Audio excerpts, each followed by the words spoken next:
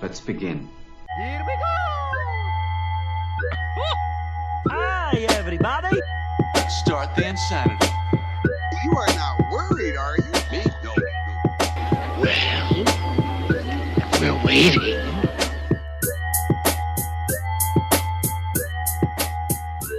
Hello, and welcome to Super Media All-Stars. We are a weekly podcast, and tonight we are talking about video games. I'm your host, John Harris, and tonight I'm joined by two other All-Stars. The first one being Andy Guild. Snake, you can't die! No! Snake! And Jick Boston. I wanted to go second this time because I'm going to quiz you guys right away. Whoa! Oh no, pop quiz. One game for the N64, a very critical and crucial game for the N64, came out exactly 20 years ago today, June 29th. So I'm going to play the commercial for the game. You guys have to guess what it is. All right, here we go. You don't understand, it's after us. It's big! It's got huge teeth, a big beak, bulgy eyes, feathers, fur, and Banjo-Kazooie. Yep. Yep. That's correct. no bears can... We got a great episode for you today. We'll be going over some E3 thoughts and discussion from 2 weeks ago now. And then we're going to end with some Andy Metacritical trivia. I didn't prepare anything. How dare you? I'm still looking forward to it. Oops. So before we dive into things, it's been about probably 3 to 4 weeks since we talked video games. We've knocked out some big summer movies. But in that meantime, what have you guys been playing? I'm back to a game that I didn't think I'd be back to, but for some reason I decided to jump back into Splatoon 2. Yeah. So And- you talked about it in conversation a couple weeks ago, and Yeah. I had to get back into. But since then I've probably played online for another 15, 20 hours. Nice. Wow. I fucking love that game. Did you get the expansion? Nope. Wow. I just Okay. had a hankering to play, so I did, and I haven't stopped. It's really fucking good. And since the launch of the game, they've probably close to doubled the content, like maps and guns and new shit you can unlock. Yeah, I know. I know they have like a really good support for that game. I've heard. Yeah. So I might try to get back into that too now, just because you simply mentioned it. I kind of want to play it. Well, I know like the single player expansion that came out. I've heard like it's really fucking hard. So Yeah. I don't know if I want to do that. I'm really good at the multiplayer, so I'm just gonna keep on playing that. Right. I picked up Octo expansion on Splatoon 2. Ooh. Oh, did you now? And it's legit. It is tough. Yeah. There is some it's very it's got some Mario Galaxy-ish levels, just a lot of jumping around and some weird puzzle mechanics per level. Each challenge is so different, and it has different guns and opportunities to mess with it. Is it so you really like it, or is it like It's really good. okay? They really use the Splatoon mechanics very well in these Right. challenges. It's not to the point where it's like so frustratingly hard you don't want to finish it. I think the most I've had to repeat a challenge was probably 10 times. Okay. So there's It's not horrible. You know, Yeah. you know what you need to do. It's Right. just you got to get used to. Like there's pushing a ball with your gun mechanic, and there's some other like timed ones, and there's shoot all the balloon challenges. So I heard the reward is just stuff for multiplayer, which is fine. I'm having fun with it. Yeah. But You can play as the Octolings once you beat it, right? yeah. Yeah. And I'm actually having more fun with this single player campaign than the original one that was in the game. Really? The original one was okay. Yeah, it was there, but I'm glad this expansion is definitely living up to its hype. That's good. I picked up after the E3 presentation from Nintendo. I picked up Hollow Knight on Switch. And did you guys pick it up? No. I watched some gameplay though. You should pick it up It is because beautiful. it is amazing. Yeah? It's 5 stars. It's Really? Jesus. It's really good. It's my third favorite like Metroidvania style thing after like Symphony of the Night and Super Metroid. It's that Really? good. It's your third favorite. Yep. After those two classics. Yes.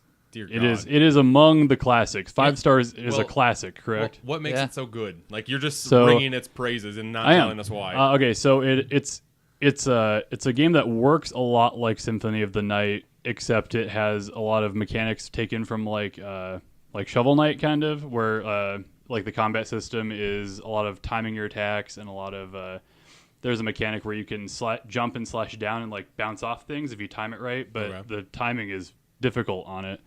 It has the exploration's great. There's a point in the game where it opens up and you can go maybe like 10 different ways, and you're kind of overwhelmed, but you start remembering where things are on the map, and you start getting new abilities and thinking, oh, I can go there now. It's like how Metroid games kind of work.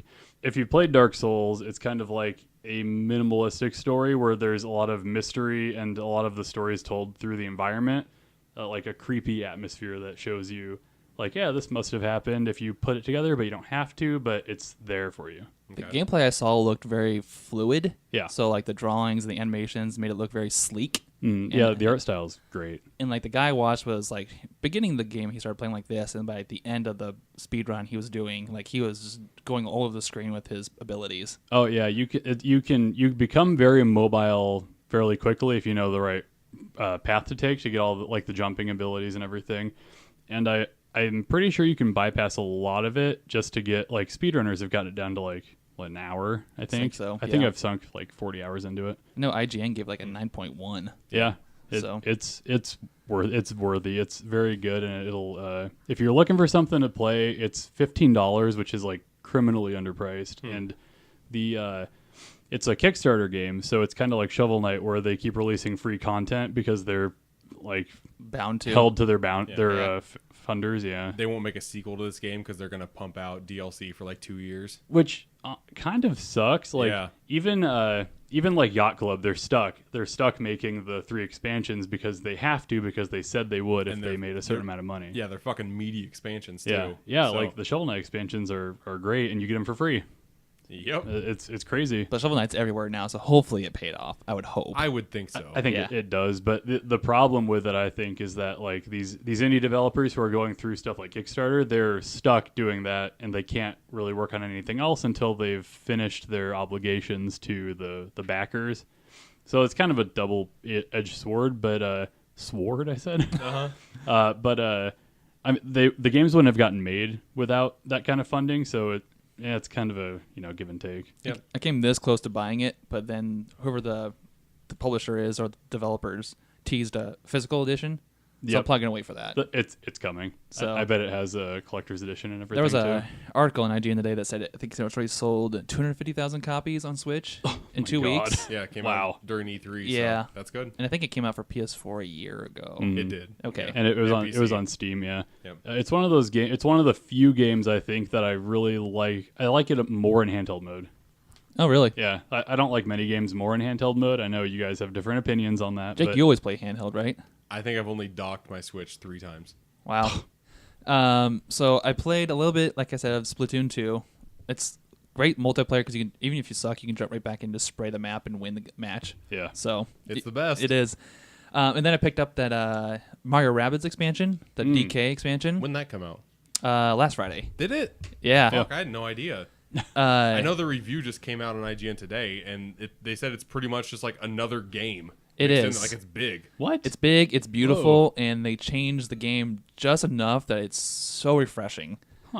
So when I picked it up, I was having to relearn like the system of that game. Yeah. It was very daunting, but they give you like this very, hey, we know you haven't played in a while, so here's a Oh, very man. entry level match. That's such a good game. Like they put so much love into that game. You can just tell. Like it's just oozing with it. So what's great is that love they gave it for like the Mario Kingdom. Yeah. Like they do that for DK.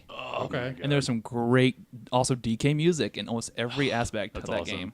The jungle rap, is that in here? There's like a mention to it. Yeah? Yeah. Oh god. Good.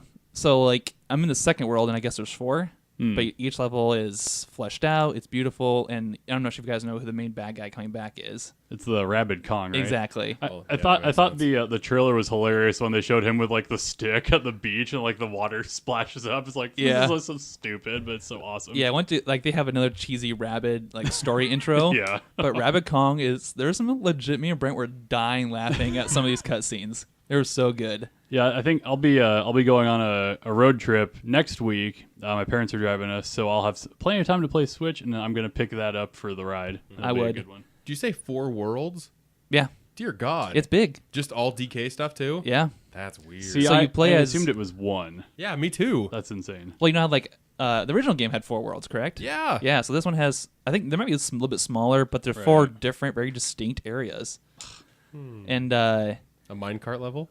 I don't know. I haven't got that far yet. There has to be. I bet there is. There's a great. So you only play as 3 characters. You play as DK, Cranky Rabbit, Yeah. and then Rabbit Peach comes back, and they do so much more things with the map that they never did with the original game. Okay. Yeah, I think one of the problems that some people had was that you don't control Mario. You control the little Bleeber guy. Doesn't this kind of fix that? It does, because Really? in the beginning of this is not really a spoiler. It's just a cutscene. But Rabbit Kong, he moves very slow. So in order to fix that, he gets on the little Roomba thing, and just carries ass. And so Cranky Kong's technically on the Roomba, Okay. and he just holds out his stick wherever he goes to lead the way. Yeah, see, my a problem I kind of had with like the overworld puzzles was that you are used to, like in Mario games, you're used to controlling Mario. So like sometimes you'd go to interact with stuff, and you'd just be a little too slow. Like especially those like grid world puzzles or whatever, you're just a little too slow because you look at the wrong guy. So it's kind of nice that they did that. And replaying this game again just brings back all those original thoughts of, if they can give this love to the Mario Kingdom, to the DK Kingdom, keep pumping these guys for Nintendo properties. Well, I don't want DLC anymore. Just wait a year or two and just get a new game out. Yeah, I would love more Mario Rabbids, or Ubisoft is experimenting with Nintendo properties, which we'll get into a little bit later. We'll talk about. Yeah. Oh, we just talked about how games came out like the day of E3. Yeah. With his Hollow Knight. I got Fortnite for Switch. Oh, did you? Oh, yeah. Played that. It's free. Why the fuck not? Yeah. And yeah, I can see why people love that game. It's fun as shit. Yeah, It's really fun. Do you have the problem with it? I had a little bit of an issue with it where it's a little grainy. I don't care. Okay, yeah. I'm not a big nitpick for that type of stuff. Right. So I just had I guess my issue was I played it on PC a little bit, where it's obviously like upgrade, like the best version of it or whatever. So the graininess just kind of bugged me. But I'm not a big fan of Fortnite to begin with. like I'm not good at it, Yeah. but the first game I had, it was like a 2v, or you're just a team of 2 and you try to play, and I won. Yeah. So I'm okay cool. with it. I can't build worth of shit yet. Yeah, I But think it's still my fun. I think there's a little bit of a controversy in Fortnite right now because the devs they're trying to nerf building, like where nerf building. But yeah, I think it's good because I don't like how you can shoot someone and they can just build an entire fortress immediately and you can't kill them or anything unless they have grenades or whatever. So they're gonna Yep. try to tap down on that, which might get me into it. I don't understand why it's as big as what it is. I don't either. Yeah, I but don't get it. It's fun. I mean, yeah. I don't know. I've played shooters that I like better, but this is a fun one. I like Splatoon 2 better. Fuck it. Yeah. Yeah, I do too. I think a lot of you get a lot of celebrities playing Fortnite. Like, Yeah. did you see the tournament they had at E3? I did. That wasn't like. Wait, what happened at E3? They had a tournament for Fortnite, and They it was like a pro player with a celebrity. Yeah, they had a celebrity pro ram, Yeah. like 100 people. Really? Yeah, like Which you had was a crazy. Joel McHale and like the DJ Marshmallow. boy. That Bears running back second year Treat Cohen was playing too. Who? Treat Cohen. Who? You know, Not Mike Jones. the human joystick. Nope. Whatever, bro. Paul George was there. I Paul know George, him. From the Marshmallow Head DJ guy was playing with Ninja. They won. Was Yep. Drake there? Drake wasn't there. Nah. Drake wasn't there? Nah, Drake wasn't there. Aw, Shame. Okay, so there's 2 more games that I'll just randomly talk about. First is called Max: The Curse of Brotherhood, which is just like this 2D side scroller. Like you're this older brother, and your younger brother gets kidnapped, so you have to go and try to save him and whatnot. Oh, like John and Brent. Does that happen? Yeah, John that's would do why that. Brent's not here. Yeah. He got kidnapped. We should do something about He'll that. be okay. So the animation's awesome in it, and the hook is that like you're just this little kid, and this witch kind of possesses your markers, and your markers can do like different things in the stages and stuff. So like you can build up platforms, or you can like draw these like waterfalls that can carry you places. It's like Okami, kind of. Not really. Ish, yeah. No, I mean a little bit. Like yeah, kind of like that. It's Okay, it's yeah. weird. It's okay. Like it's very floaty controlled, which kind of sucks, but. And then I had one more game. It was called Slay Away Camp, and I am in fucking love with this game. It was on sale like 2 months ago for like $4.50, so I bought it because it looked fucking cool, and I'll buy like any cheap game under $5. And it's got like an 80s horror movie aesthetic. Like it's called Slay Away Camp off a play of like Sleepaway Camp, which is like a slasher film. I don't know. It's pretty fun, and I just like how much nostalgia's in there. Like there's a whole bunch of VHS tapes that you can pick. and it has a different scenario. Like one's Slay Away Camp, one's based off of Nightmare on Elm Street, one's based off of Friday the 13th, and just a whole bunch of fun. And I'm a sucker for puzzle games, so mixing those two together is just a good time. That reminds me. Did you guys any pick up Mario Tennis? No, Aces? The review scared me. They did. Yeah, I if the reviews kind of like panned the single player, Yeah. and said it was like too short and too simple, which was kind of the big draw for me the first time I saw the trailer. It looked like it was very single player focused. I thought so too, and it looked really fun. But Yeah. from what I've heard, like you have to be like very precise in your shots, otherwise you're screwed. Yeah, and I just after seeing the criticism of it, it just didn't seem like there was anything there for me. Yeah. And I don't know about you, but I'm 28 years old, and I don't really have a lot of LAN parties anymore with like Right. my friends. I wish I did. Like we right. podcast. That's what we do instead of like play games together nowadays. If we played more, I would get it because I heard the multiplayer is fantastic in this. But I heard even the tournament mode's not great, which kind of sucks. Like, Oh, that's man. like a given for a tennis sports game. That was Yeah. like their big draw too, like their whole test launch or whatever. Yeah, it was all tournament Yeah. based. Huh. but it's still got chain chomp. It still got changed. I mean, I really did like what I played online from Yeah. like just playing the demo, but I don't think I could I don't think it's worth $60 to play it But that now much. I'm gonna have to wait 3 years until it drops down to 30 or 20. Yeah. That's I the, might that's the pick it shitty up part then. about Nintendo first party games. You just have to wait forever if you want to get them cheap. Yeah, I they say I think did the most not we've go down. the most we've seen is Breath of the Wild, like $10 off, and that's it for Switch And that discounts. was like their big summer sale was like you can get Breath of the Wild for $50. I don't know why you don't have it, but here it is. Speaking of retail, did you guys what was it? NES Classics went back on the shelves today. Did you guys That's right. Did you guys get one? No, Jesse reminded me that it was happening. Yeah. And I'm like, oh, fuck, I did not know about this. I went to 2 different stores today, and they were all sold out. Really? man. Yep. I thought mean, you guys got them originally. He did. I John did. did. Oh, you're the only one? Yeah. Really? But I got Wow. mine in like a shitty Think Geek bundle. Oh, that He had to okay. pay up the ass to get it. Yeah. Oh man, that I sucks. ended up turning all the extra Think Geek stuff back into Jay's CD and hobby. Oh, yeah. So I just wanted the classic.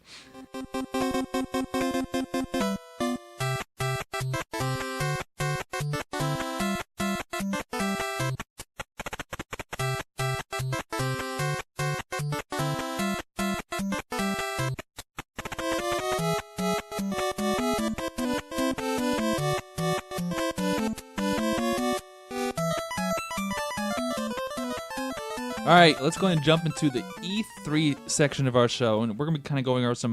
The hype has died down somewhat. We've seen everything there has to be for E3, and I just want to start with this question before we really dive into some stuff we really want to. How was the overall E3 showcase for you guys this year, in your personal opinion? At first, I was a big fan just because I was all up in the hype of E3. Yeah, Like once Sunday and Monday were happening, and I guess some part of Tuesday, and all the press conferences were going on, I was like all up in it. yeah, But then like Thursday and Friday started happening, and I'm just like, there's not really a lot of games that came out here that really surprised me. There's quite a few that I want to play, but not as much as previous years. sure. Not a lot of surprises this year. Yeah, I kind of felt the same way. I didn't really get too much. I didn't fall into the hype until the one game that I know me and John are super excited about because John had some strong emotions about this one. And did. I watched every conference live except for Ubisoft and Squaresoft, or Square Enix. You didn't need to see Square Enix. Yeah, I watched it later and I just turned it off. Like I've already seen all this crap. Right. And the Ubisoft one, I mean, Did you watch the Devolver Digital one? of course I did. I love Devolver. That one was so fucking crazy. I like how they're I don't like, but I kind of am interested in how they're doing this narrative, and they said you'll see how this ends next year at E3. And it had like a So Terminator stupid. rip off at the end. Like, Jesus Christ. But Yeah, they had but- one of the highly most talked about games was like that Pedro. My friend Pedro. Yeah. Oh, That yeah. looks so fucking good. It looked like the Deadpool game. It looks like Yeah. A banana is the Yeah. mascot for some fucking yeah, reason. it's super weird. That game looks fun as hell. I want that game. That might be one of my 3 top anticipated games. It Yeah? might be. It looks fantastic. Where it's just like slow mo and you try to kill as many people as you can in like the 2.5D. It looks great. Animation. It looks They also awesome. had that Alpha Wolf or whatever the hell that was, the president in the mech game. Yeah. People were talking about that, and like the people were saying like, can we make this game right now? Because this is like a very like tense political game, but it's like a stupid thing. So I feel like if it's very Tim and weird. Eric like did a video conference, that's what this is what Right. this would be, because it had a bunch of like shitty audience clapping clips. Yeah, those are great. I actually really love that. But, like, worked really last year they like killed an audience member, quote unquote. Yeah, I remember that. Yeah.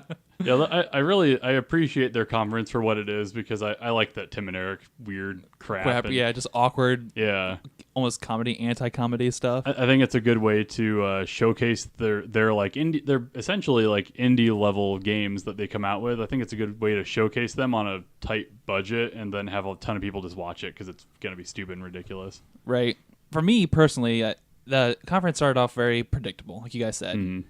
By the time Nintendo wrapped up, I was still not like super excited, but I was very stoked for the Switch again. The Yeah. Switch had kind of slowed down from midsummer for me, but now I'm super excited for pretty much For it's gonna be holiday So Switch the for me. the issue with Nintendo's conference and what they're doing is that I don't think they have anything for September. Like I don't think they're not going to reveal anything crazy for No. their online service. And after the conference, so you guys saw like before the conference, I think we talked about this. Their stock price went down. Like investors were selling off their It their plummeted. stock. Which Plummeted. is stupid. Yeah. Which is dumb because it always comes back. Sure but does. after the conference, it kept plummeting. Which is It bad got too. worse, yeah, because I think a set of investors knew what was going to happen, and I think now it's kind of out that like they're launching this online service with nothing for a few months, so it's going to be kind of a rough time for a while until December 7th. Or 9th? even I don't know. or even November, considering Pokemon. Oh, yeah. Pokemon could bring some That- stock that could back. be big. October, don't forget. Mario. Super Mario Party. Yeah, that'll be cool. Yeah, I hope that's good. That was the one surprise that kind of saved their conference for me, because I did not expect that at all. And And it looks fun as shit. Looks return to greatness. Yes, it does. So let's just talk about Smash Brothers because That's all they had. I've watched that trailer like 50 times. Oh I god. love that trailer. It's really good. The website is beautiful. The swell of music after they reveal Snake is like this triumphant, like da-na-na-na, like oh, it's so good. And Jake, you were right. You said they were going to bring back everybody. I think Yeah. that was your prediction. I kind of feel good about that. Yeah, you should feel good about that. I feel good about I it. think that was my prediction at the beginning of the year. Yeah, That was one of those. I remember it was an early one. I said all characters and all stages. So Yeah. we'll see if the stages probably won't happen. I was thinking stages might, but I listened to the conference again, just like the Sakurai talking about it, and it seems like they're not because of some of the words they used. yeah. You heard the Luigi's Mansion remix in Luigi's character video. It's pretty Yeah. sweet. So I feel like if we're gonna talk about Smash, I feel like they're making this game for the Smash history, but also for the hardcore Smash fans. Is that the vibe you guys are getting from that trailer? So I think it's really smart how they revealed it, and then they had a tournament with like high profile Smash pro players, players, yeah. including like some Melee players, because they know that Melee community is like hardcore, ravenous, like devoted to Melee. And I watched a couple of videos of these Melee pros talking about the game, like afterward, their tournament experience, and a lot of them really liked how like it's a lot faster than Smash 4, and there are some mechanics like that mimic some of the mechanics that like wave dashing that broke the game basically. So there's some stuff like that they really like. They'll probably stick with Melee, but they're more likely to kind of play some like pro circuits with this maybe. My main fear about this game is that they're not going to add enough new to it, and it's just going to be shit you've played before. Yeah. I'm probably out on my own island here, but I did not care about Ridley being added to this game at all. That was definitely like a call to the fans, but I wasn't Yeah. one Yeah. of those fans. That seems like a cheap I didn't call care to the either. fans. Like Yeah. people have wanted Ridley in this game for 10 years, yeah. and I just do not care. I didn't really care about Ridley, but I did like his reveal line where it says he hits the big time, Yeah. because that was the Well, whole thing. Like he's too big. that or trailer. whatever. That yeah. trailer was really cool. Yeah, it was a cool trailer. Like he's twirling Mario's hat like he Like- just fucking ate him or Oh, some it was, shit. it was like in the someone put a side by side of the first Odyssey trailer where Mario twirls the hat Oh. next to Ridley, and he was doing the exact same like speed and everything. Oh, really? Like it's so good. Like their references are great. I want more of those videos though before Smash. I know. Me too, and that's my fear. Like maybe we'll get another 3 characters, I and I'll be so sad. So I mentioned it to you guys, but there was the leak that happened that people only noticed after the conference, where the leaker he must have seen the the video they put together because he predicted everything in order that they were going to do. Like they're going to say like everyone's back. They like some of the certain character changes and everything in order of the video. That guy also thought that they were going to announce Simon Belmont either at the end or during the tournament, and they didn't. That's a weird ad. Yeah. So I That's Capcom? Yeah. Okay. yeah. So or Konami. Konami. Is it? Yeah, because it would be Snake's Konami, and so is Castlevania. You're yeah, right. it's Yeah, Konami. you're right. So that a lot of people are thinking that he's probably going to be in. I think a lot of people think K. Rool's going to be in, and some people are saying Shadow would be like an Echo Fighter of Sonic because That makes sense. because they put Knuckles in as an assist trophy instead of Shadow, who was previously in, but who fucking knows? That makes so much sense because Yeah. Echo Fighters is probably the smartest thing they could have done with those clones. Yeah. I'm so happy I about don't really that. get what is a clone and what is an Echo Fighter because you've got like Roy, who was a clone of Marth back in the day, who kind of works like Marth, but he's not an Echo Fighter. Yeah, Lucina that's strange. It's weird. I don't get how the distinction, I guess. We can keep going on about Smash Right. easily. Oh yeah, But how did you guys like that approach to that conference? Because that dominated half their show or half that video. More than half. Yeah. That was like a mini direct just based on Smash because they don't have anything else for this year. While it was very good, I was very concerned that that was their main subject. It makes sense to be the main subject, but right. other than that, we'll dive into some other things they talked about during their conference. But man, I kind of want just a little bit more. Just a little bit more. Yeah, I was really banking on that Metroid Prime something they would show us. Reggie said afterward, he was like giving an interview. He said it wouldn't be fair to show it because they don't have much. Like it's going to be pretty far off. Yeah, like another 2 years. Yeah, a year or two, who knows? But I thought it made a little bit of sense to me because they do these directs, so there could be one or two more directs before September. You never know. I think there's going to be one or two more directs before the end of the year. That's what Yeah. my That's concern. it? I feel like it. I don't think so. I feel like they always do like a fallen holiday. Right. They will have one before September. They almost have to like Oh, for reveal sure. the details of Yeah. the online and possibly a killer app for it. Who knows? I'm going to guess 4 more directs. You think so? Before the end of the year? Yeah, because they do little Yeah. stupid ones when a game comes out anyway. That's true. Oh yeah, they might have like a Pokemon Let's Go direct. They'll definitely have a Pokemon Yeah, one for little- sure. little something. Because it'll talk about Let's Go and then it'll talk about the next game too. Mhm. I will say I didn't really give a fuck about Let's Go Pikachu and Eevee, but after seeing gameplay, it looks exactly like a fucking Game Boy game, It does. and it makes me want to play it. Yeah, I'm super stoked. I my interest level went up a little bit, but probably not enough to get it still. But A lot you never of know. a lot of post E3 coverage talked about that little accessory Pokeball. Yeah. and they said it feels great. I'm not gonna pay $50 for a Pokeball controller. John. I did. You already pre-ordered it? Yeah. Fucking nub rubber over there. I did. Jesus. I did that. Show us your hands, buddy. I did the Eevee edition, of course. What's the difference? I don't know. You get Eevee. I don't know. Different Pokemon. I Oh, guess. one cool thing and one really shitty thing in Nintendo that they always do. If you buy a Pokeball, you get Mew. Oh, that's Yeah. yeah. Those fuckers. God. Ugh. That totally makes sense. It does. That's gonna sell Buko. You can actually hear the Pokemon inside the controller. Uh-huh. That was cool. That's too. cool shit. Yeah, Yeah. that was cool. This game makes perfect sense. Number one, it's only like Gen 1 stuff again, so I'm okay with it. Number two, like there's Brock and Misty and all those like famous people from like Yeah. that era. And number three, like to catch Pokemon, it's just like Pokemon Go. So it's like blending a lot of like the most popular elements of Pokemon into this game. I was upset that the gameplay trailer cut out before he fought Brock. I in the gym. know! I was like, I was like fast forwarding, like, can I find the right spot? Ah, come on, guys. Damn. Getting back to the overall conferences, though. Pokemon Trainer's back and He is. So we had EA, Microsoft, Bethesda, Ubisoft, Square Enix, Sony, and Nintendo. In your guys' personal opinion, what conference, quote unquote, won it for you this year at E3? should be Microsoft, but just because of the soft spot I have for Nintendo and Smash Brothers, I like Oh, Nintendo God. the best. Nintendo won for me. Just that Smash reveal just by itself, and Snake, my favorite of all time. Yeah. Brawl's my favorite Smash. So I would say the best gameplay came from Sony, but the best conference was Microsoft. I would agree. Because the way that they set up Sony's press conference was just mind-boggling to me. And awkward as It was- hell. Yeah. I have a fairly strong opinion that I think the Sony conference was the most pretentious thing I've ever seen, and I hated it. every moment of that just pissed me off. I'm like, are you fucking kidding me? But the games looked awesome. I don't give a shit. Like they were presenting these things like they're these art house fucking games. Like I know God of War hit pretty hard and did pretty well for them, but now they're like The Last of Us.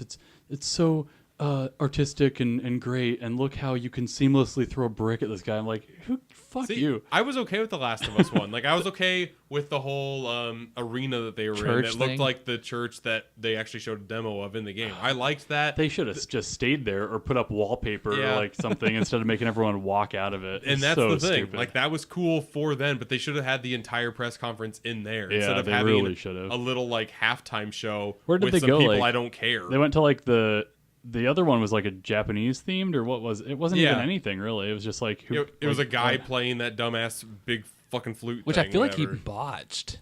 Yeah, it didn't sound good. The beginning, Uh-uh. okay, so there was a little funny aside on that. So people on Twitter, or whatever, they get mad about everything.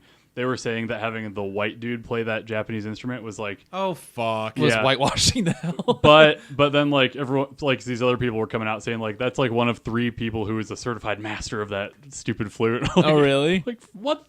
Who cares? Okay, so it's pretentious to have that guy and the banjo player they made a banjo pretentious, which I didn't think was possible. And then they made you walk to this thing, and then they showed Death Stranding, which my god, my hype just died for that game. Did it really? What the fuck? Like they showed us. Oh my god. Wait, stop. So Oh. you don't want to play this game anymore? I'm gonna get it. I have to get it because Kojima's a genius. But like, what the fuck is this? Like, all the gameplay they showed us was like Norman Reedus walking with his baby and like not seeing anything, and this little thing's like clicking and going off, and then he just gets sucked into the ground, and you're like, this is just Stranding. God, Sony's conference pissed me off. I'm sorry. Spider-Man was The cool. game. Well, Kojima within Metal Gear Solid I can handle because he's playing off tropes and off like Americana and shit. And he had people telling him no. Yeah. I think. Yeah. Like him going all in on his fucking whackness. Yep. I don't know if that's gonna work or not. I I really don't. I'm gonna buy it for like $60 in 10 years or whatever. But and Sony's gonna promote the hell out of it until that point. oh yeah, because they're paying this dude. Like he's like, I want Norman Reedus. Yeah, here's your millions of dollars. Fucking go get him. Like, Yeah. oh, man. I would say the best trailer in all of E3 was that Resident Evil 2 trailer. That was Really? that looked really good. I think after Smash, my favorite would be Spider-Man. I thought that was a really cool. That gameplay was awesome. The gameplay is great. It looks like how Spider-Man should look, where he's doing a little bit of like fighting up close. He does a lot of like long range like webbing and stuff. I think it looks really great. I don't know if you ever played the PS2 Spider-Man 2 Oh, yeah. game. Oh yeah. It looks like that. Like it looks like my memories of that, I guess I should say. Even though I'm guessing the game is horrible. Yeah. Nowadays? Going back on it, I bet it doesn't hold up, but Yeah. it looks like some of the traversal I think they fixed, like where you can like shoot yourself forward and do a bunch of different cool stuff and like run on the wall running looks a little goofy, but they had to do it. All the open world stuff looks so fucking good. And Yeah. I saw this wasn't in the demo, it was like a stage show that they had. But like all of the collectibles you can find in this fucking thing in the open world, I am so excited to fucking play this. Yeah, I love that. And they talked about there are quite a few interiors, which always bugs me about like open world cities. There's not a lot of interiors. There should be more than you'd expect. It was great just to see all those iconic villains reinterpreted for a Oh, 2018 game, which And, looked really cool for me. And Doc Ock at the end, of course. I think that's gonna be, it has to be had Doc Ock. Doc Ock. He's the mastermind behind every major Spider-Man collaboration. So So no Green Goblin, you don't think? I think he'll be in there, but I don't think he was the guy at the end of the trailer. I know in the collector's edition they had like a question mark over the statue. Do we know what that is now? no, we don't. You It is. bastard. It is 100% Doc Ock. That statue is Spider-Man, like up top, like fighting down at Doc Ock. That has to be what it is. I'm I hope pretty so. Sure. That'd be sweet. And I don't know why I think it's silly that they're like having like this mystery villain because there are like 2 villains it could be realistically. Like, come on. Back to my original point. For me, I think. Oh, sorry. No, it's all right. I started ranting. With all these games, it was bound to happen. Yeah. I kind of agree with Jake. Like Nintendo had the most exciting announcement for me. I'm not sure. I told you guys, but like just seeing all that Nintendo love really got me. Made me had the feels. Yeah. Got the feels for that game. I'm with you. But Microsoft's pacing was just bam, bam, bam, like how Sony used to be 2 or 3 years That's ago. what like 50 games. Exactly. Back Mm. to back to back. And then they had the balls to like announce we're already working on next gen, and we're telling you all these studios we bought. Well, like yeah. that was huge. Oh, yeah. The studios was the best thing because they only had 6 going in. Now they have 11. Yeah. That's insane. They doubled their things, and some of those studios are legit. Like the who made Sasuna Hellblade. Yeah. That studio is awesome. And that game was really great. So Well, them announcing that they're working on a next gen system, they have to do that because they are like losing bad that's true. in this gen. Yeah. So, but I mean, it kind of reminds me of like the reveal of the Scorpio. Remember that shit? Yeah. The Xbox One X. Yeah. Oh, yeah. We're like, oh yeah, whatever. The We're- fucking just all look at the power. The conference for Microsoft, as far as the games themselves, some of them were okay. Like there was like no standout title. Obviously, I always loved Halo, so I'm interested to see what becomes Halo Infinite. That was a weird trailer. Yeah, I want to say the best looking trailer of E3 had to be Forza Horizon 4. Well, goddamn right. That game Yeah. looks so pretty. Car games have been like above the level of like of current gen for a long time. So I Yep. agree with you. And one of the biggest letdowns for me was I'm gonna love Cyberpunk, but I don't know anything about it. But all these experts do. The people who went behind doors and saw it. Why didn't you like that? The trailer wasn't do much for me. Oh, the trailer was awesome. I wish we would have seen more. I wanted to see gameplay Because they have more, they just didn't show us, and I think they're doing it on purpose to have like this kind of underground hype going, and which is working for me. But I really wanted to see whatever gameplay trailer they had It's first person. yeah, So weird. first person Gotta be. RPG. because it's they're talking about how it's a lot of it's indoors and a lot of the world is like vertical, so there's a lot of indoor travel. So if you had a third person, you'd feel cramped, I guess. I can't fucking wait for this game. Like I'm very excited for it. I'll tell you another stinker. Kingdom Hearts 3 is gonna upset everybody. no way, no way in hell. They had I think there was a trailer at almost every conference for Kingdom Hearts. So there were 3 different trailers. they either bungled their trailers with the sound effects or whatever, or that's just how the cutscenes are. And if you go back and watch some of like the Kingdom Hearts 1 and 2 cutscenes, a lot of sound effects missing in those, and a lot of awkward voice acting. So it's going to be just as good as 1 and 2. That's what you're saying right now. I which are not great games. The gameplay is great, but the story is really stupid. I actually watched the most popular story recap on YouTube is half an hour long, and like 20 minutes in, the guy says, "You know what? This is stupid, but bear with me." And then he talks about how everyone's getting cloned and shit, and I'm like, shut up. The story is just as ridiculous as any Kojima Yeah. thing ever. Kojima, you can follow Kojima a little bit. If It's you get hard to into follow it. Kingdom Hearts, but that I don't care about the story for that. I care about Yeah. just going to different Disney worlds, and this game looks fucking beautiful. My thing about I've complained about Final Fantasy 15, and they gave us this January release date, and I know Jake, you were saying this is like we're gonna push this release date. Definitely. They're gonna put it out incomplete, just like they did with FF15. You think so? I think that's what's gonna happen. I think they're gonna release content, going as DLC or whatever, which they've already. Didn't they say they were gonna release DLC at some point? They teased it. Yeah, so I think that's gonna happen, and I think it's gonna be upsetting, and I might buy it like. If they were smart, they wouldn't 2 push years. it because February is already looking to be a stacked month. Oh yeah, with there's like with Anthem and some other huge Yeah. titles coming next year. Yeah, Q1 of next year looks stacked. Yeah, it looks like Q1 of 2017 all over again. Craziness. Yeah. Real quick, I also want to mention before we move on to our favorites. There's a lot of teases for Fallout 76. A lot of these conferences. Yeah. Any love there for you guys yet? The more I think about it, the more I don't want to play it. Yeah. Because my main thing, I love Fallout, and my main reason for loving that game is because of the VAT system. Right. You can't do VATs online. There's no way. I feel like this is going to be a lot of that. A lot of like this is a shooter with light RPG elements.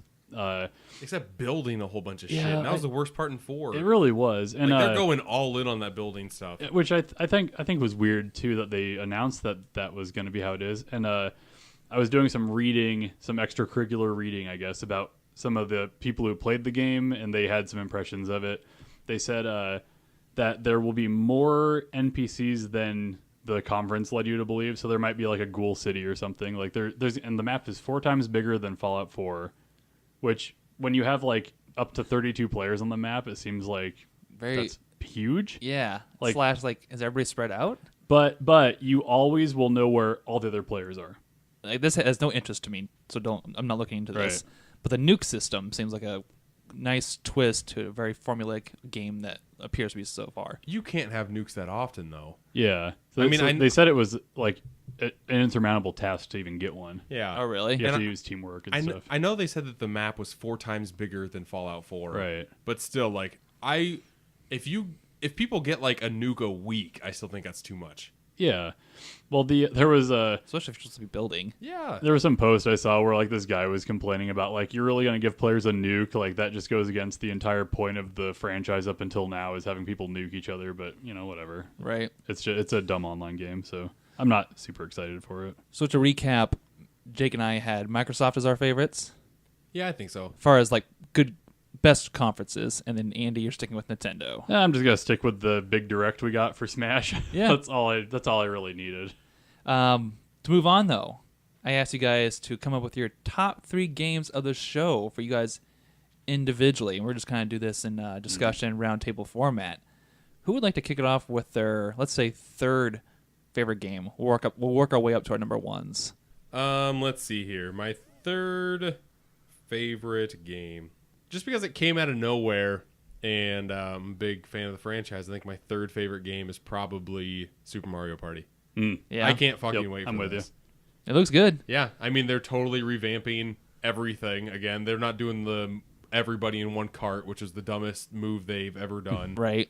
And you can have like allied dice, like ally people, and they give you a dice, and there's just more strategy to it. That, and they had the obviously like Bowser's playable now, but they also had like that Toad tabletop game or mini games where you can put your Yeah. Switch on the table and it connects with And, other like, Switches. Yeah, other switches. So that was my big question about this game is there going to be game sharing where you can beam your copy over to someone else's game you can play on 2 or 3 or 4 switches? I hope so. It should. Yeah. So this one actually kind of surprised me. A year ago, I was probably saying this game looked like trash. But now I really want to play it because it has Star Fox in it, and that is yeah. Starlink from Ubisoft. Oh, Dude, no. that game looks good. I think that game looks amazing. I'm so excited just because you can put away all that Ubisoft side character trash and play as Star Fox the entire game. Yeah, there's actual missions and story with Star Fox, and if you buy the Switch version, you get the R-Wing. It looks really good. Yes, it's that, so cool. That starter kit for that game with Star Fox looks really good. How expensive is that? Like $100? I think it's only 80. 80? Yeah. So 20 for the ship? Game and with- So I'm not Not horrible. interested in the Toys to Life thing. Well, it's whatever. dead now. Yeah, Like stores are getting rid of it. I feel like they have an interesting idea where like so if you're playing this game and you have your R-Wing out or whatever and you have a gun mounted on it, you can like pull your gun off and mount it backwards and shoot shit behind you like just seamlessly. You can just do that. So it's kind of cool, but you don't. There needs to be enough good stuff here that you don't need the toy for that brings you they in. did say that. Okay, yeah, that's what I was kind of nervous about, but. This like the gameplay they showed, it looks like classic Star Fox. It looks great. Yeah, there's more exploring aspects. And Yep. after with the love that Mario and Rabbids got from Ubisoft, I'm hoping I'm sure Star Fox was an added addition later to the game. Yeah. But the trailer looks so good. Star Fox has never looked better. I think if they're making a big point to put Fox in the game and do all this stuff with him, I'm pretty sure they're going to have like a big expanded, love for Fox going into the game. Maybe have like some allies in there. Who knows? Pull some Slippy, pull Yeah. some Falco in there. Yeah, I would love all that shit. Slippy DLC. He could leave Slippy out for me. Maybe have Wolf go on the comm and taunt him like, "Get away from me," or whatever he says. I don't know. I'm just gonna leave Smash off my list because it's like my S rank. It's above. It's all. a given, exactly. Yeah. So 3, I'm gonna go with that. From Software, Sekiro Shadows. Sekiro Something like that. I don't know, Shadows Die Twice. Yeah. Which Ghost of Tsushima looks way better. well, there was a Nioh 2 as well. Yeah, a whole bunch of samurai games now. But for me, Sekiro looks like the one that I'll be getting just because I like that. They said it's like kind of like Bloodborne, like it's a more fast-paced Souls. I heard it's type. harder than Bloodborne. I heard that too. And I don't want to play that shit. I really liked. Recently, maybe a year ago, I played through Dark Souls 3. I'd never beat it, but I had so much fun with it. Didn't even care. Bloodborne, I need to get back into. I can't get past Gascoigne. So I need to get into that and play that and beat it, and then I'll be ready to play Shakira Shadows Die Twice. I don't think it's called Shakira. No, DLC. So we're back to Jake with his number 2. Yeah, number 2 easily. I cannot wait till September. It's Spider-Man. Spider-Man looks so good. That game just looks polished as fuck and reminds me of Spider-Man 2 back in the day. And yeah, Not to change it up, Spider-Man was also my number 2. What is Spider-Man's my number 1? If we leave out Smash, Spider-Man's number 1. Like Spider-Man is my number 1 superhero. Yeah, Spider-Man 2 was a great game. I'm super pumped for this. It looks how it should. Did you guys see the Shocker fight no. gameplay? No. I'm trying not to see anything. Yeah, I wish I hadn't seen it, but it's cool. There's some cool shit in this game. Okay. Yeah, so I spoiled my number 1. Whoops. Number 2, we just talked about it. Cyberpunk. Oh, okay. sure. I really wish we would have seen more. It was kind of disappointing we didn't see more, but Cyberpunk, it's gonna be sure thing. My number 1. I mean, I'm excited for Last of Us Part 2. That wasn't my number 1. Didn't even make my top 3. Thank fucking God. The Last of Us is like one of the best games of last generation. I could not get into it. Top 5. You're fucking I'm crazy. sorry. Just You're we fucking don't need crazy. to have that discussion. Okay. One game that fucking blew me out of the water, and I cannot wait for whenever it gets released. Beyond Good and Evil 2. Really? This game looks so fucking fun, crazy, just R-rated. Yeah.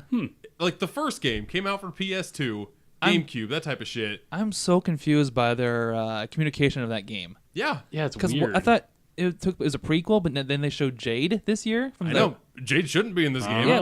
What is going on? I don't know, but I'm intrigued. Exactly. I can't fucking wait. I've been wanting to replay the original one just for the hype of this game. Like this just looks like an outer space Odyssey adventure. Yeah. With a whole bunch like a cool cast of characters. Like every single one, I was like, okay, I want to learn more about you.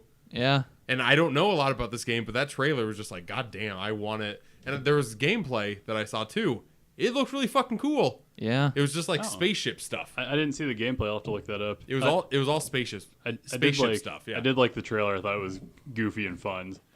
My number 1 was actually the Resident Evil 2 remake. Because I've been waiting for a good... Well, I think... was it Biohazard? Not Biohazard. 7. Resident Evil 7 looks like a good game. I never got around to playing it. Oh, right. Okay. But I've been looking for solid Resident Evil games since 4 to come back to that series. Right. Me and you played like 5 back in college a little bit. We did. It wasn't a Resident Evil game. Yeah, it wasn't. Is that the one in Africa? Yeah. Yeah. I heard bad things about that. But this one looks beautiful. I mean, it comes out in January, so it's coming out soon. I love that Oh, quick cool. announcement. And I heard it's like back to like tight hallways and very tense moments of close action. Yeah. And I love that. So Have you played Resident Evil 2 ever? no, It's really fucking good. Is I mean, it? I played it back on PS1, but yeah, it's solid. Like you're in the Raccoon City Police Department, like for the majority of the time. yeah. It's fun. I Shit. think I've played 4 3 times on 3 different consoles. 4 is really good. Yeah. 4 is the best probably one. the best one. Yeah. Yeah, I mean 7. I haven't beat it yet. Like it was one of those games where I just played and then something else came out. But I Right. mean, it came out in January. It was the best time ever. Yeah. 7 did, and now this one is too. So Yeah. yeah. Jake, you might have alluded to this earlier, but were there any big surprises that really blew you out of the water, things that you were not expecting? Or was it all pretty much as you thought it would go? Like there weren't a lot of there. I could count all the surprises on both my hands. I think the Maybe one hand. the thing I thought I'd be surprised about was actually it ended up making me mad was the Elder Scrolls tease. Oh yeah. Oh, the 6. Yeah. Yeah, that's just as bad as the Metroid Prime 4 tease, in my opinion. That I did call that. I will throw out that I called that they would announce Elder Scrolls and show us nothing. You did. And even when it was happening, I was like hyped for a second when the music started swelling, and then I was like, oh, they have nothing. They've done nothing. They did that, and they did that with Starfield, that other space game. they're Okay, so developing. Starfield makes sense though. Starfield, I think is going to be a cool game that'll do well if they do it in like their like style, like their Yeah. Bethesda style, because it kind of fills the void that Mass Effect kind of fucked up. If and, it's like yeah, Bethesda Mass space Effect. RPG. Yeah, exactly. Yeah. Starfield made sense because it's a new IP and they're putting the name out there, and it's a space Bethesda game. Yeah. So that says everything. And Starfield, they said they were working on Starfield before they get onto Elder Scrolls. And so why even announce Elder Scrolls? really- Save I that really for don't know. maybe next year. Maybe. maybe they thought people would be so pissed about that mobile game. Blades. Blades? Yeah, Elder Scrolls Blades. They're like, we can't just leave them hanging. To be fair, that looks kind of cool. I'm worried never about gonna play it, but it looks cool. I'm worried about it. I'll give you that much. Yeah. I will say that Bethesda had the best chip on the shoulder with that Echo of Skyrim that ended up being a real thing. The Amazon Echo. Oh, that was funny. Yeah. Yeah, I can't believe that's a real thing. Yeah. I really that entire thing where he said the ice breath thing in like dragon tongue, parcel tongue or whatever, Yeah. and then the ice came out of the street. He's like, "Ooh, cool." So stupid and so great. That almost made up for their horrible Andrew WK intro. Oh, that That was weird, awkward as yeah. hell. There is their own Bethesda people in the studio, and they're all weirded out by Andrew WK. So bad. Yeah, I didn't like that. Okay, and this is just for because we talked about this a year ago on this show. We talked about how E3 has had, especially a year ago, was really considered if it was irrelevant. We kind of heard a little bit of talks around this time, but not as much as last year. After everything we saw this year, is E3 back as one of the most important conferences, considering all the hype leading up to it and what we got, or do you still think this is going to be a dying trend? I think when EA goes up there and announces that they're not gonna like pump you for money in Battlefield 2 and puts Grievous in there, it's like it's dead. You think EA is leading down a dark path for E3? If that's that, they should just kick him out and say, "Yeah, fuck you." Like that FIFA reveal like lasted way too long. It was weird. Well, EA's conferences have always sucked. Yeah, I don't know. Square Enix shouldn't have a fucking conference. Yeah. So that was the biggest waste because of time. they pump like EA, which I mean they at least had a conference. Like they pump. I mean Ubisoft kind of had a conference. It was a little fringe too, and then Square like that was nothing. It was like a bunch of trailers we saw in other conferences. Like I think they should pump the big three, a couple big devs, and then say, this is what we have. Maybe take away the show floor. Like, who's it for, really? Like, well, now they're selling tickets. oh yeah, they do sell tickets. Okay, So it's just a whole new market. I think that's what they're trying to do to make it relevant again. Is to have fans that have always wanted to go. Like I went last year. Yeah. And it was the fucking best. yeah, and you said you did like that a lot. And yeah, I could see the that. publishers now having, like, Microsoft did their own building, Bethesda could have their own building now, and all That- these yeah, that'd be bigger cool, companies too. will buy these centers out, and fans will flock to Los Angeles and go to these different conferences and centers. And And I think E3 will actually might get bigger. Really. I think so. And it does make sense that they would all coordinate to have it at the same time, even if E3 did break up officially, like to have it all at the same time and kind of have all that hype going. It makes sense. But for our Metacritical coming up, I was doing some research on past E3s just to tease a little bit. And when you look at the older E3s, they are very corporate and they're very geared toward the investor. Yeah. So I think the biggest example of this is the bungled PlayStation 3 reveal, Oh my god. where Giant enemy crab. the giant enemy crab thing, and then where the guy came up and said that the PlayStation 3 would take a huge investment from customers, $599. You would have to get a second job. Yeah, and like they were saying all this for investors, but they like were so blinded by, I guess, I called it hubris. Like the PS2 did so well, and now they're saying we can fucking sell you shit for $600, and you're gonna do it no matter what. So, and that was like for investors. That wasn't for the people buying the system. They still streamed it though. Yeah, They streamed and it live. and they streamed it. Yeah, that's one of the worst conferences ever. Like super weird, super corporate. So I think maybe what it's becoming is a little more. It's more of an entertainment thing. It seems like. I think video games are now. I think publishers are finally realizing that you got to entertain your fans just as much, if not the investors, because your Right. investors are your fans. Yeah. Well, I will say next year will probably be a big year because new consoles. You Yeah. think we that's- discuss next year?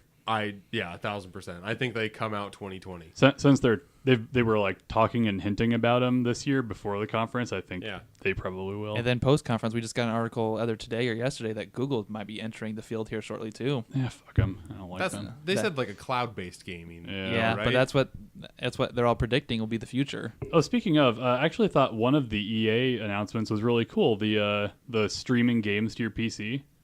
I missed most of that. Oh yeah, so they're basically you can subscribe to this thing and have Origin, is that their thing? it's through Origin. Yeah, Yeah. you can have the like a bunch of EA games on backlog, and you don't actually install them on your computer. They stream them from their servers onto your computer. So if you have like a shitty computer, you can still play these like really nice games. Yeah, but that's only if you have a good connection. If you have a good connection, yeah, but like I know, but eventually it's like everyone's gonna have this default great connection. I think that's it's what people say, but Yeah, that's well, not yeah. a given yet. But what I'm saying is I thought that was their coolest announcement just for now, like building toward something in the future where maybe no one has to have a great computer because there's like server farms full of like these processors and all like, this crazy shit. Resident Evil 7 for the Switch, the Yeah, cloud they're version, they streaming just it. did that. Yeah. And from what I've heard, they haven't had good results about it. But People are mad because because it can go away, but I mean, you need to start somewhere. yeah, You know, I like it. I think it's the future of like you won't even need really a powerful console at some point. I'm 'cause guessing- it'll just be out there. I'm guessing that's 2 consoles away. Yeah, To where like they'll I have bet. the technology and all like the databases and everything to where they can actually make that possible. yeah. We already are starting to get a lot of the infrastructure that makes it possible. So Yeah. that's the I mean, future. it'll make me sad when I can't buy a game in a store and have it on a shelf, but that's definitely what's going to happen.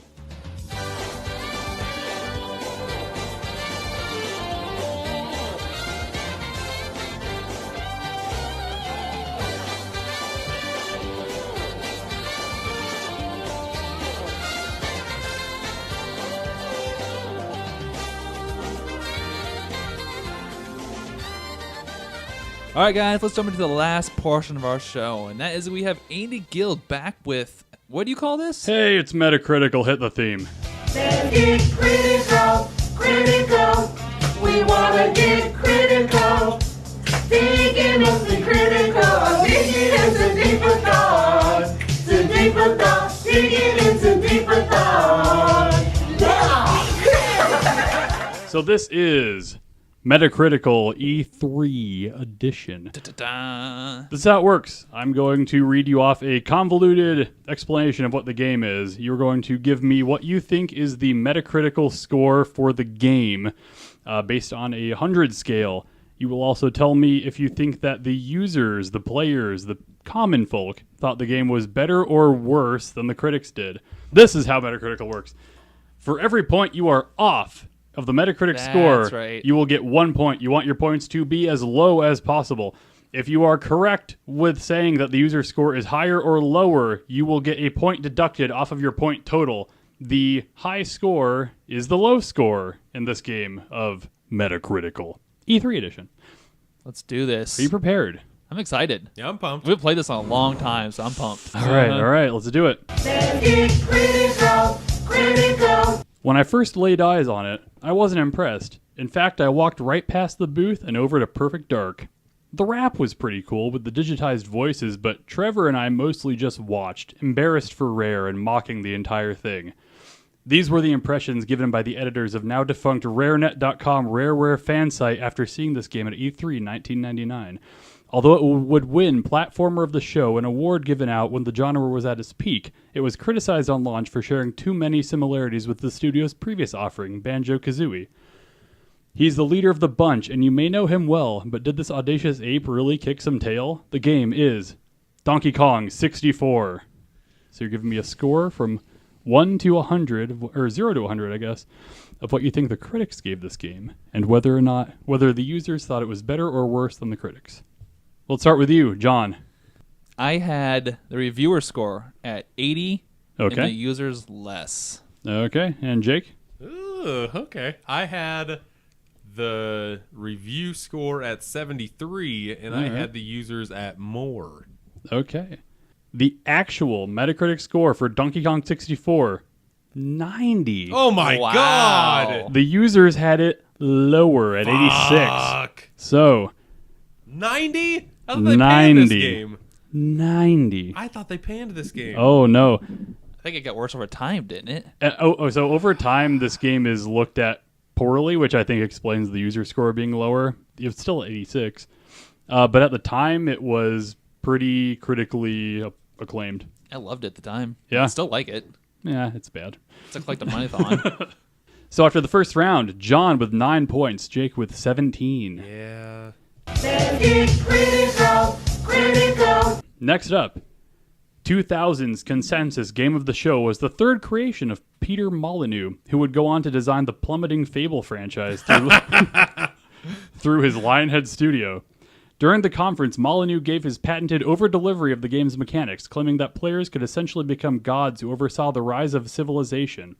Was this the tactic of a sleazy salesman, as the marketing of Fable 2 was, or did the game live up to the hype? The game is Black and White. 2001. Oh, okay.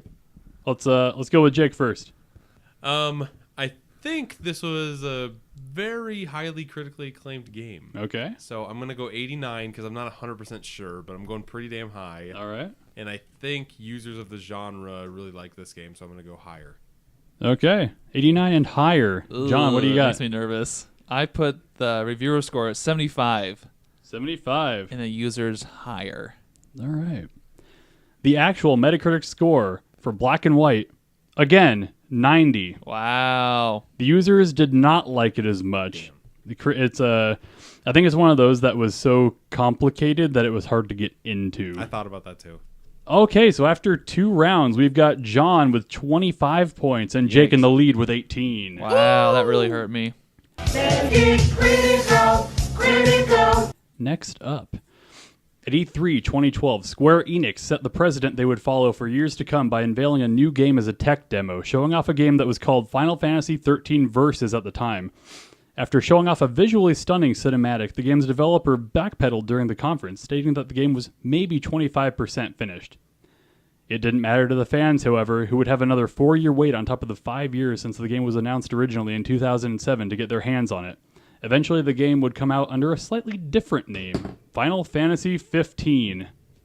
And this is the score for the original PlayStation 4 release.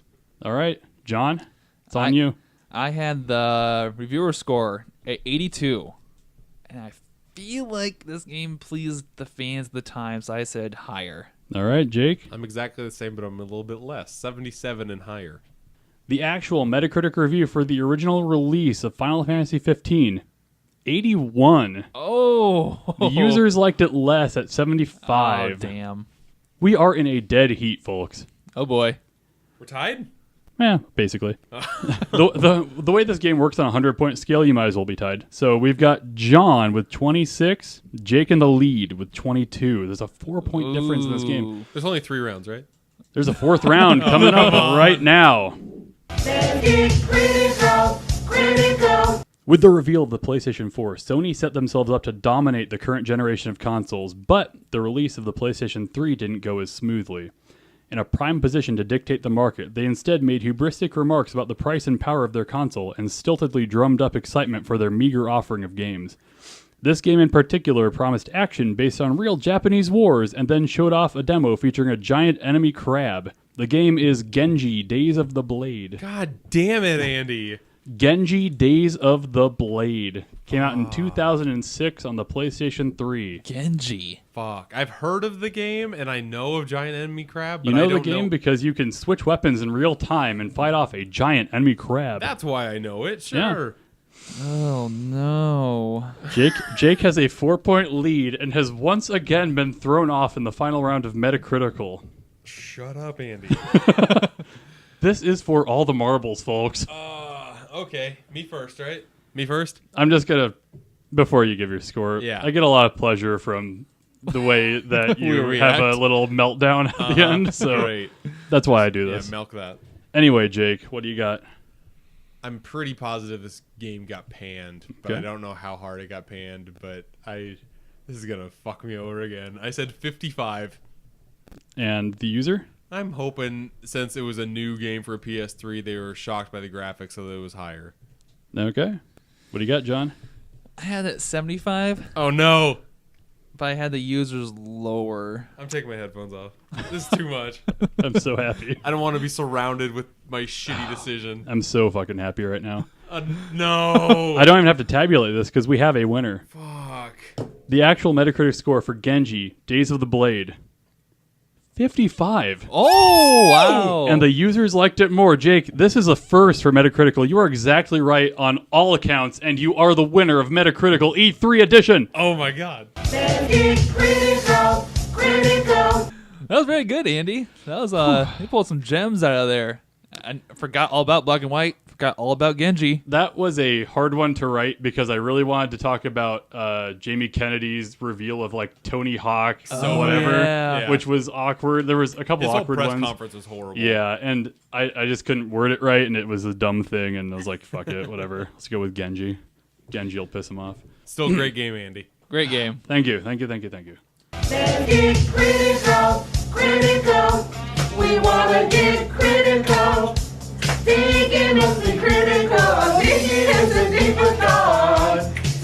deeper thought, digging into deeper thought. Yeah!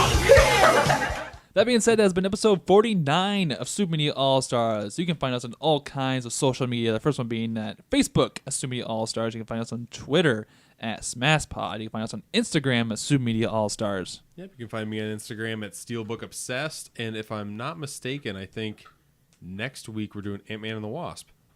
That sounds right. Episode 50. Yeah, episode Crazy. 50. Crazy. Yep. Check us out on all kinds of podcast listening service. This one being Apple Podcasts and iTunes. Check us out on Google Play. Check us out on Stitcher Radio. Pretty much anywhere you listen, you will find us these days. But more importantly, check us out on YouTube as well. We post all our content, our episodes, our unboxings. We just posted a new soundtrack for a bonus video game soundtrack. Check that out as well. But guys, I thank you for joining me. Audience, thanks for listening. We'll see you next time.